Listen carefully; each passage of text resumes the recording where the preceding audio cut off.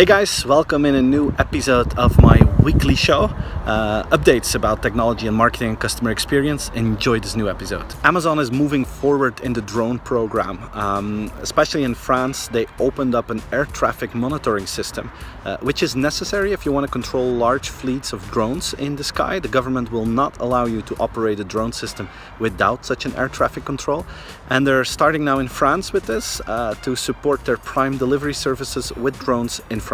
Ford has a new CEO. His name is Jim Hackett, and he was already an employee of Ford. In a matter of fact, he was actually leading the driverless car program of Ford.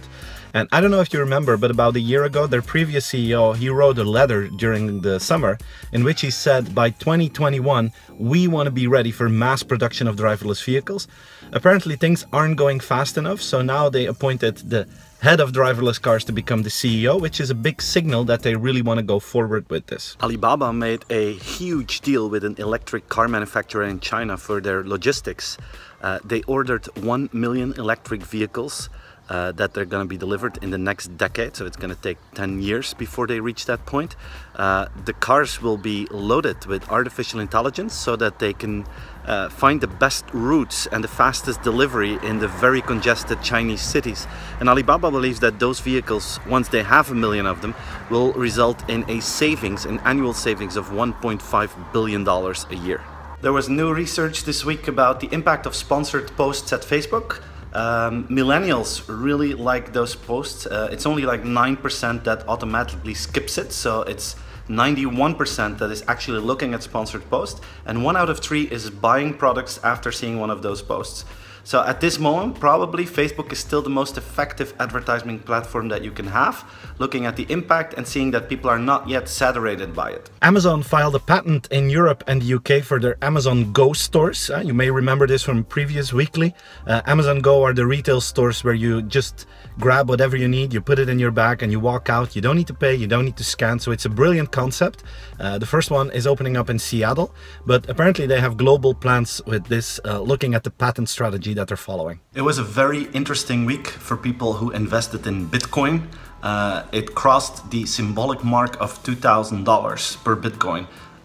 Just to give you an idea, if you would have invested $100 7 years ago in Bitcoin, today that would be worth more than $75 million. So probably none of you have done that, otherwise you wouldn't be watching this video, but just imagine that you would have. Now, Coinbase is one of the largest Bitcoin wallets and exchange platforms in the world. Last week, it became so popular to buy Bitcoins that the platform actually crashed, because it went from, a Bitcoin went from $2,000 to $2,800 just in a few days. After that, it went down back to 2,300, but now it's stable at 2,400-500. But it was a very, very interesting week at the Bitcoin front. In the streets of Dubai, Robocop is making an entrance. This week, Robocop was introduced on a conference, and after that, it's going to patrol in the malls and the streets of Dubai. This is more like a service officer. It's not someone to fight crime, but it is someone that will, it is a robot that will drive through the streets and in the malls and will help people to find their way and to assist them in as many possible situations as possible.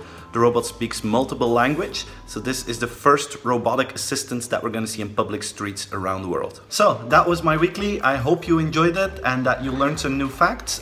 Please enjoy the weekend and feel free to share the video with all your friends. See you next week. Bye bye.